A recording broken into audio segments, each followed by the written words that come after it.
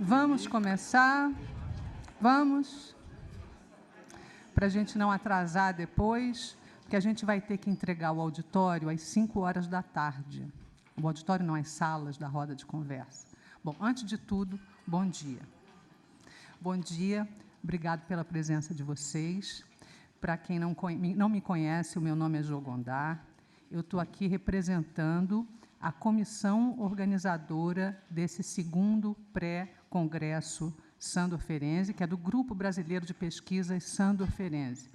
Essa comissão organizadora, da qual eu faço parte, ela é formada pelo Alexandre Jordão, pela Daniela Romão, pela Fernanda Pacheco Ferreira, Hélia Borges, Júlio Wertzmann, Regina Herzog e eu, e também pelos colegas de São Paulo, Daniel Kuppermann, Eugênio Dalmolin e Bartolomeu Vieira. Eu queria agradecer a todos que construíram juntos esse evento e, em particular, a Daniela Romão, a nossa Wonder Woman, que, junto com os alunos do NEPEC e os alunos do Departamento de Psicologia, organizou toda a infraestrutura e enfim, a hospitalidade desse evento. Eu queria, em primeiro lugar, explicar esse título, Ferenczi e a Clínica nos Confins, porque teve gente que me perguntou se o evento seria em Belo Horizonte, né? Enfim, esse título foi inspirado num artigo do Pontalí chamado Bordas ou Confins, que é um artigo onde ele trabalha Ferenczi. E ele explica nesse artigo, ele indica que as bordas estariam sempre relacionadas a um certo centro, que tem bordas bem delimitadas, bem garantidas, e os confins são aqueles espaços que se colocam para além dessas bordas. Quer dizer, então, as bordas estão sempre dando a sensação de um limite, de uma fronteira, enquanto os confins estão sempre indicando a possibilidade de se ir além. Nesse artigo, o Pontalí nos diz que o Ferenczi foi sempre alguém que tentou transformar as bordas em confins. Esse foi sempre o projeto, o propósito do Ferenczi. E ele fez isso em todos os níveis da psicanálise. Ele fez isso no plano teórico, porque ele propôs procedimentos transdisciplinares antes mesmo que houvesse esse termo. Ele propôs inovações clínicas, ele propôs, enfim, um tipo de relação com os pacientes, onde os lugares não ficassem tão límpidos e tão definidos, né? Quer dizer, o Ferenczi foi alguém que foi aos confins da clínica psicanalítica. E a gente fala que, normalmente, que confins sugere aquele lugar muito longe, né? Quer dizer, é um lugar assim, os confins do Judas, né? Ou onde Judas perdeu as botas. Então, o Ferenczi foi na clínica onde Judas perdeu as botas. E, por isso, ele e foi um enfant terrible da psicanálise, né? E, por isso, ele pôde criticar qualquer engajamento na psicanálise que fosse, ao mesmo tempo, um exercício de submissão, de sujeição às palavras de um mestre, uma sujeição hipnótica, né, às palavras de um mestre, como a gente vê em muitas vertentes da psicanálise. Bom, então, essa disposição para transpor essas fronteiras, né, para transpor esses limites, é que nos deu a inspiração desse evento, Ferenczi e a Clínica nos Confins. E esse evento ele tem 2 formatos. O primeiro é o das mesas redondas. Nós vamos ter 4 mesas redondas, mas essas mesas redondas não têm 3 palestrantes, tem 2 cada uma, exatamente para a gente ter mais tempo de discussão. E um formato importante é o das rodas de conversa, que a gente quis introduzir devido à horizontalidade dessa proposta, né? Quer dizer, vocês têm um folder e o Júlio Wertzmann faz uma explicação das rodas de conversa. Imagino que vocês já tenham se inscrito, são 6 rodas de conversa, cada uma tem um propositor e 2 mediadores. O propositor, ele escolhe um tema, ele faz questões, ele lança questões, desenvolve questões sobre esse tema, e a palavra circula, a ponto das questões poderem ser construídas por todos, sem que se trate simplesmente de um estilo pergunta-resposta, né? Quer dizer, todos os participantes da roda de conversa, eles vão ser uma espécie de coautores das questões que vão ser trazidas e discutidas. Então, os mediadores, eles são uma espécie de guardiães desse formato, e quem não se inscreveu, então, nas rodas de conversa, por favor, se inscreva. São 6, vocês escolham pelo tema que vocês quiserem. Eu queria aproveitar também para dar algumas notícias sobre o site do Grupo Brasileiro de Pesquisa Sandor-Ferenczi. Ele está passando por reformulações recentes para ele ficar mais dinâmico, para ter um acesso mais fácil. O Bartolomeu Vieira está aqui, não está? Isso. O Bartolomeu e a Flora Tucci estão, enfim, organizando essa reformulação. E vamos ter também blogs com posts que interessem a quem estuda Ferenczi. E o primeiro desses posts é da Mariana Toledo, que vai, então, inaugurar esse novo projeto. A gente vai fazer uma homenagem ao Chaim Katz, e, por isso, a gente convidou aqui o Elcio Aranha, que fez a formação na formação freudiana, fez a formação na formação freudiana, é muita repetição, mas, enfim, e vai poder falar assim com mais proximidade, com mais intimidade do Chaim. Mas eu queria dizer que, através do Chaim, a gente está querendo homenagear todos aqueles que difundiram, que trouxeram e difundiram as ideias do Ferenczi no Rio de Janeiro e no Brasil. Queria fazer um histórico pequeno antes de passar a palavra para o Elcio. Essa história, ela começa com a Teresa Pinheiro. Está ali. A Teresa Pinheiro, em 87, ela defendeu uma tese de doutorado em Paris 7 sobre Ferenczi, com orientação do Pierre Fédidat. Então, ela volta para o Brasil e, nesse mesmo ano, ela vai integrar a equipe que fundou o programa de pós-graduação em teoria psicanalítica na UFRJ. E, desde 87, então, ela deu seminários, fez pesquisas, deu cursos sobre Ferenczi em diversas instituições psicanalíticas, em diversos estados, Brasileira, Rio de Janeiro, CPPL de Recife, Minas, Pará, sedes em São Paulo. E ela escreveu um livro chamado Ferenczi, do Grito à Palavra, que foi e é ainda uma referência importante para todo mundo que estuda Ferenczi. Ela escreveu outros livros também, imagino que esteja aqui na banca, né? Se você não trouxe, não estão. Enfim, ela escreveu outros livros sobre Ferenczi, mas esse ficou marcante por ser, durante muitos anos, inclusive, a única publicação onde nós tínhamos uma apresentação geral das ideias do Ferenczi. No programa de teoria psicanalítica, a Teresa Pinheiro teve uma orientanda, Eliana Schweller Reis, que escreveu a primeira dissertação sobre Ferenczi no Brasil. Isso em 1992. A Eliana, ela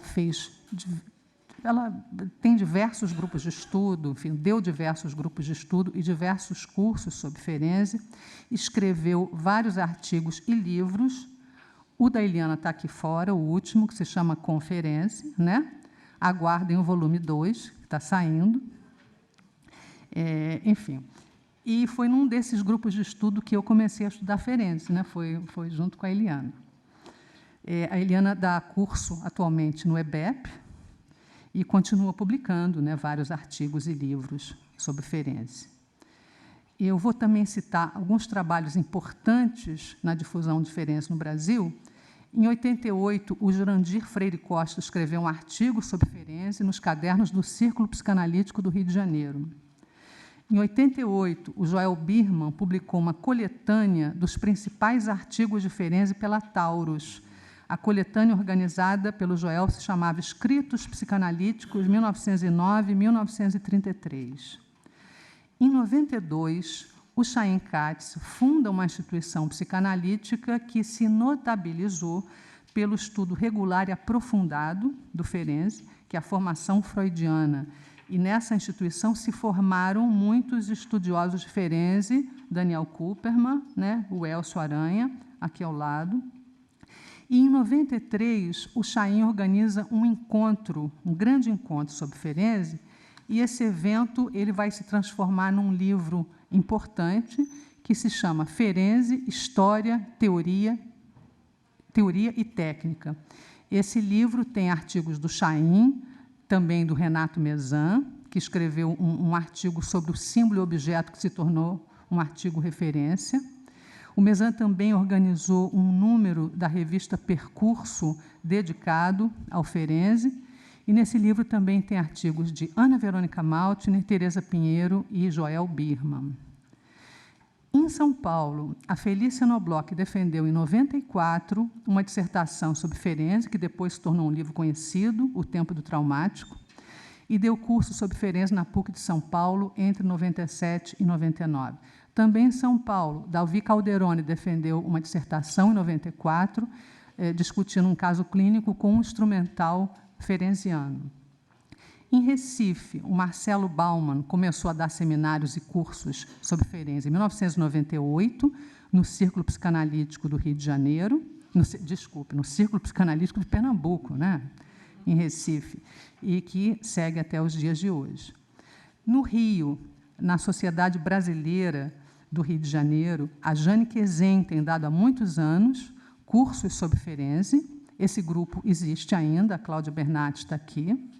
E Humberto Mauro de Vasconcelos deu alguns cursos no Círculo Psicanalítico do Rio de Janeiro. Em 1995, em São Paulo, aconteceu o 3º Congresso Internacional Sándor Ferenczi.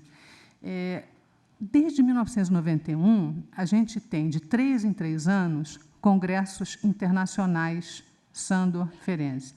Esse 3º Congresso Internacional foi também o primeiro Congresso Latino-Americano Sándor Ferenczi. Ele teve 2 nomes, mas ele fez parte desses congressos internacionais trienais, né? A gente teve o primeiro em 91, depois, a cada 3 anos, tivemos em Budapeste, em Madrid, em Tel Aviv, em Turim, Buenos Aires, Toronto. O último foi em Florença, em 2018, e o próximo vai ser em São Paulo, em 2021, né, do qual esse aqui é um pré-congresso. Então, em 95, nós já tivemos um congresso internacional em São Paulo, e foi onde se conheceram o Cabré, a Felícia, a Eliana, né, Teresa também, quer dizer, a turminha da balbúrdia, né? Eu imagino que eu tenha esquecido pessoas aqui. Eu espero não estar ferindo nenhuma suscetibilidade, mas é muito difícil a gente ter todos os dados. Eu estou considerando só os pioneiros, aqueles que trouxeram Ferenczi, que falaram de Ferenczi nas décadas de 80 e 90. Tá? E agora a gente vai homenagear, através do Chaim Katz, todos esses pioneiros, no caso, sobre o estudo do Ferenczi, e eu queria dizer que não foi à toa que nós escolhemos o Chaim Katz. É porque o Chaim tem uma faceta forte que também era forte no Ferenczi. O Chaim, ele sempre foi e continua sendo um enfant terrible, né?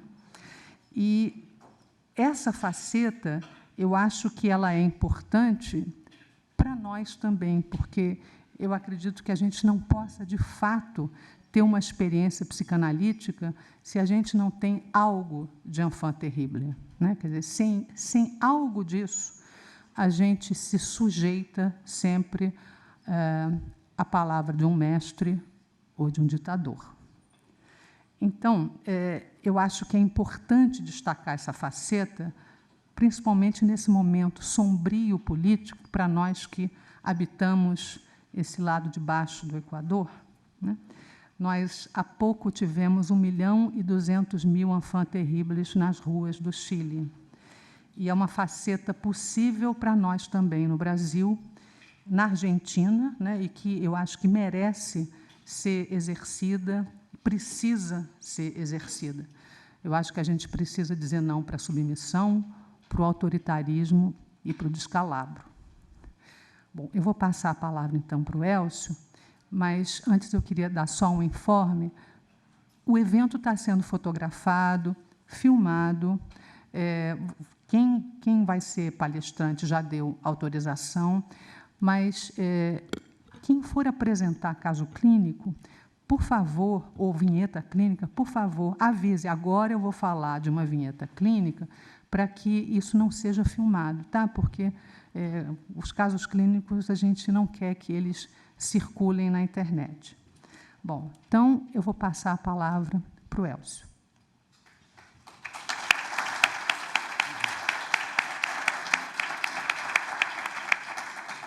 Bem, bom dia. Eu queria agradecer também o convite de todos, principalmente do Alexandre Jordão, Tereza, o pessoal todo do evento. Eu vou contar um pouco a história do Chaim, que eu também, uma parte que eu não conhecia, até chegar na parte que eu cheguei a conhecer mais de perto. E uma coisa bem política. Chaim Samuel Katz nasceu em Belo Horizonte, no dia 9 de janeiro de 1937, viveu na cidade mineira até meados de 1964, onde era comerciante, professor de filosofia e ativista político. Em 1959, entra para a política operária, POLOP, e, antes de 64, faz parte da direção das Ligas Camponesas de Minas Gerais. Ele fez uma primeira análise com Malomar Edelweiss, líder do Círculo Mineiro de Psicanálise e analisando do psicanalista austríaco Igor Caruso, que eu acho que era russo, se eu não me engano. Sua análise com ele, com esse Edelweiss, durou exatos 35 dias, pois, devido ao golpe militar, Chaim precisou se esconder. É obrigado, então, a vir para o Rio de Janeiro, onde se forma em Filosofia e Psicologia. Chaim foi um dos fundadores da Escola de Comunicação do UFRJ, onde, além de ministrar cursos, foi chefe do Departamento de Fundamentos Teóricos da Comunicação. Desculpa.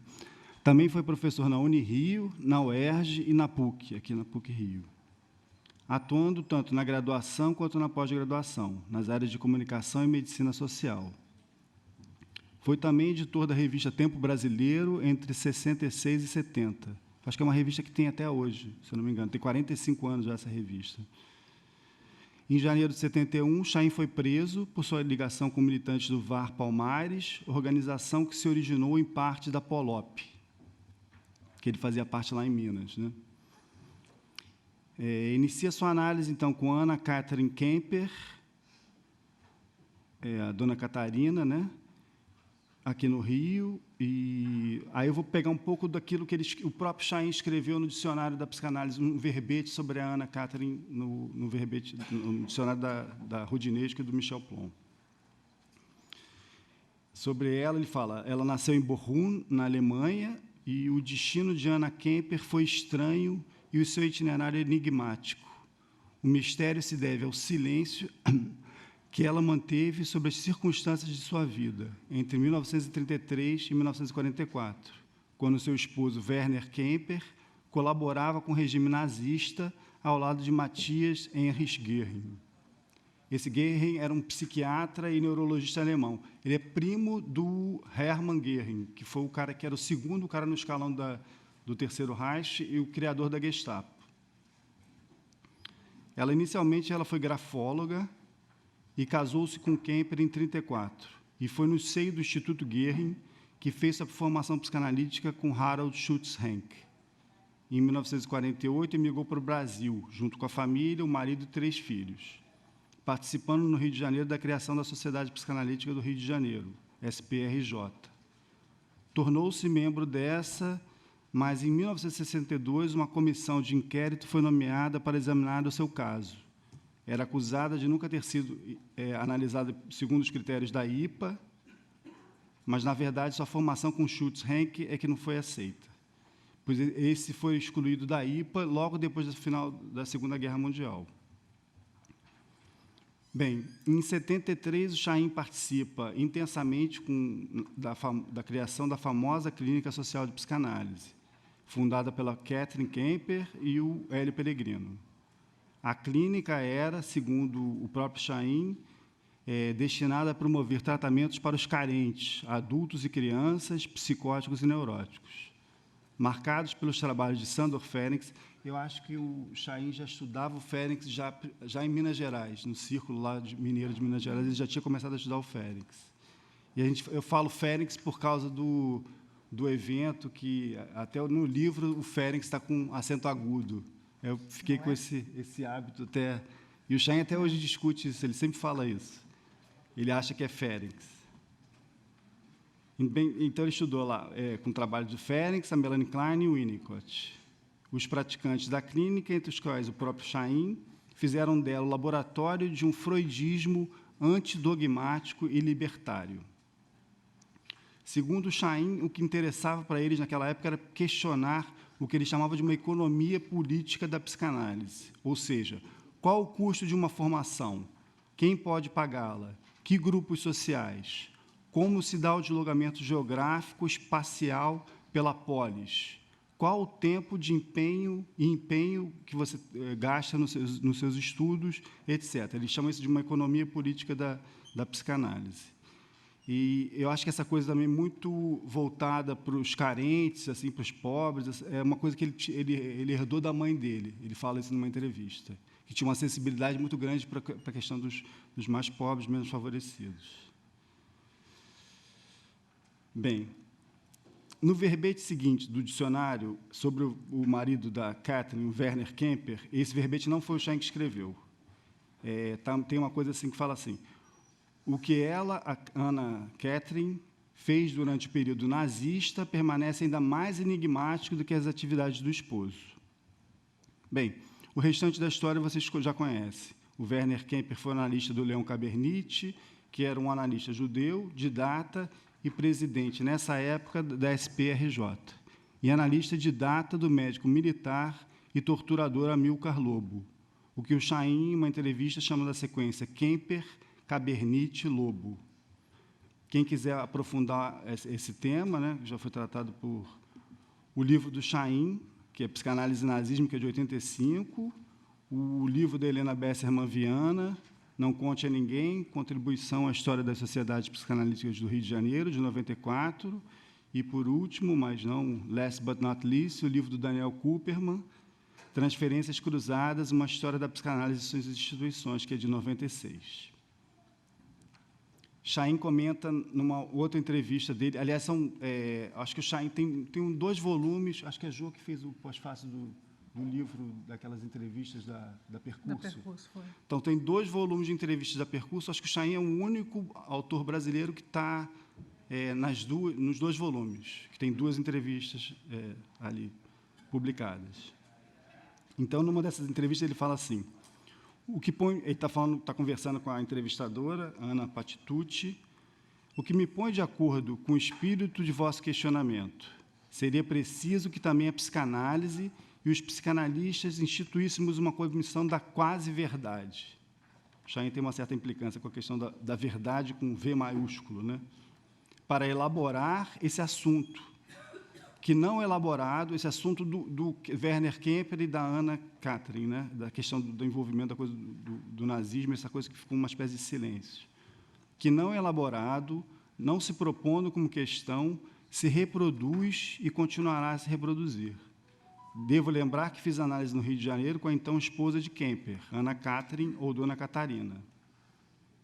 Essa análise teria durado, segundo Chaim, tipo uns 10 anos. Ela foi indicada por seu, até então, analisando, e meu amigo Hélio Pellegrino, e que também sou, e são as palavras do próprio Chaim, né, e me quero profundamente judeu. Logo, meus comentários serão suspeitos. Werner Kemper foi psicanalista didata de John Rittmeister, também psicanalista e membro da Orquestra Vermelha, que foi enforcado ou guilhotinado durante o regime nazista em 1943. Kemper conta que, como psicanalista de altas autoridades alemãs, ele era analista da mulher do Goering, do Matias, né, do psiquiatra. Ele ajudava seus colegas psicanalistas não ou antinazistas, prevenindo-os quanto possível. Segundo ele teria ajudado o próprio Reich e esse John Rittmeister. Aí o Chaim pergunta, será mesmo?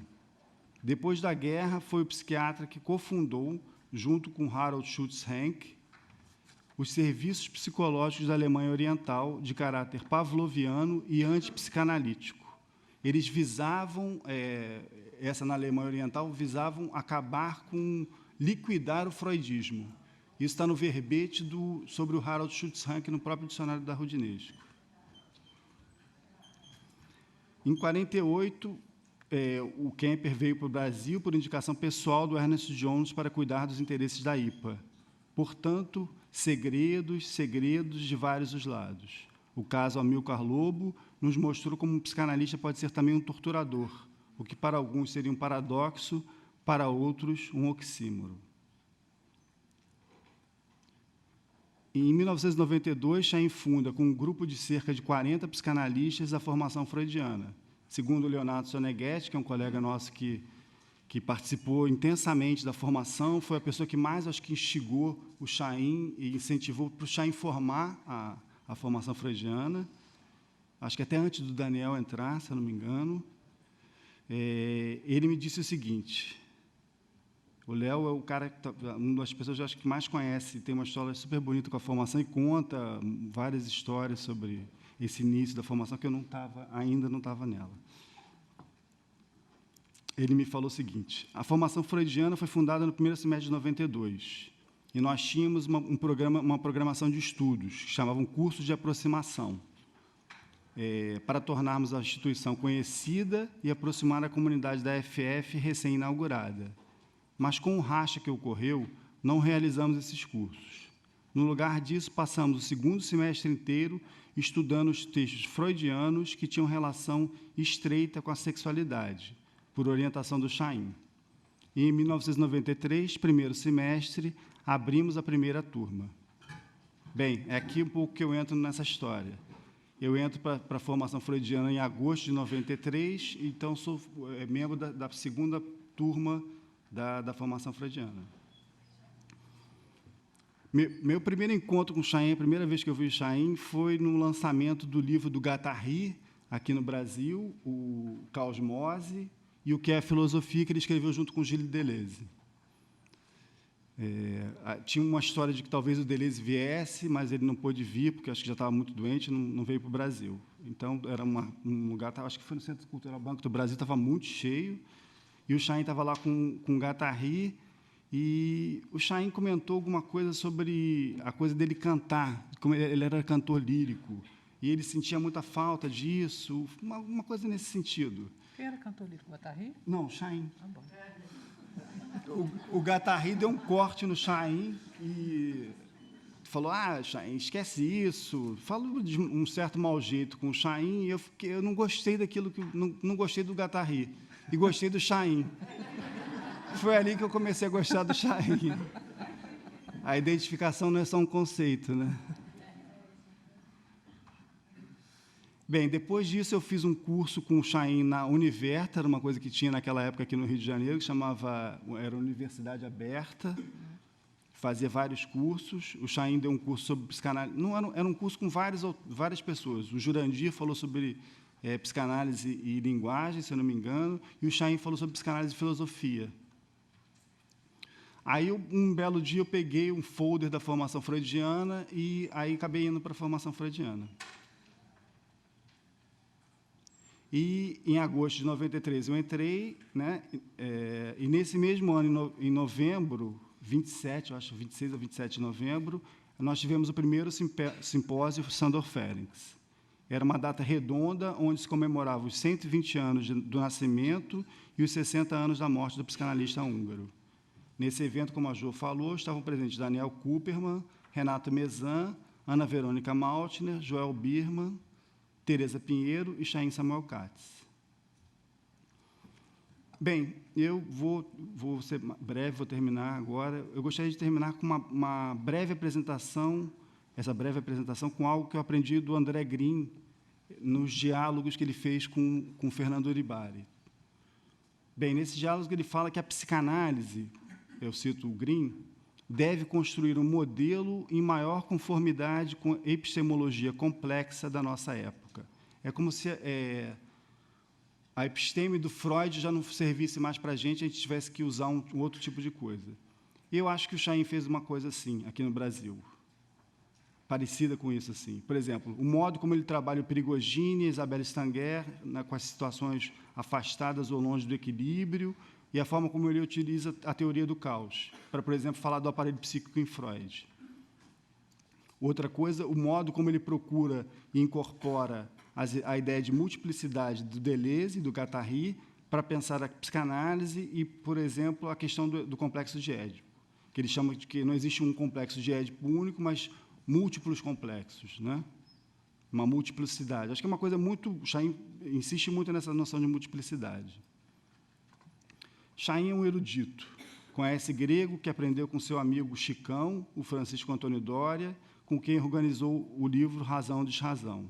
Lê Freud no original, é tradutor do Lévi-Strauss, inclusive, hoje em dia, ele está lendo a biografia do Lévi-Strauss. Segundo ele tem que ler na cama, porque é tão grande, tem 900 páginas, ele não aguenta o peso do livro. Mas ele está adorando e ele diz que continua amando o Lévi-Strauss até hoje. Esse amigo do Foucault. Quem quiser conhecer, tem várias histórias do Chaim com Foucault, as passagens do Foucault por aqui, inclusive pela PUC Rio, né, onde ele deu o famoso seminário aqui, que teve um debate com Hélio Pellegrino sobre a questão do Édipo. Tem um livro que é lindo, que é o livro do Roberto Machado, que foi meu professor também, chama Impressões de Michel Foucault. Ali vocês vão encontrar várias histórias do Chaim com Foucault, muito assim, tem umas muito divertidas. Então, Chaim é amigo de tantos intelectuais, cientistas, artistas, mestre de tantos mestres, com quem eu tive o prazer de participar, primeiro como aluno e depois dando aula junto com ele. Chaim foi uma pessoa que me acolheu. Eu sei da importância, do peso que essa palavra tem, tanto para o pensamento como para a vida dele. Para ele, pensamento e vida estão muito unidos, né? Ele acha que a psicanálise tem que ser um pensamento sobre a vida. Ele me acolheu num momento difícil da minha vida e me ajudou muito. E que me ensinou, entre tantas outras coisas, que o saber é, como dizia Platão, que é um autor que ele não gosta muito, mas eu vou citar assim mesmo, é uma chama que cresce ao se alimentar a si mesma. Esse está na carta 7ª do Platão. Então, foi essa chama, essa paixão pelo saber, em especial pela psicanálise, que ele me transmitiu e fomentou. Foi o que pude e continuo aprendendo com ele. Bem, muito obrigado. L'Herheim.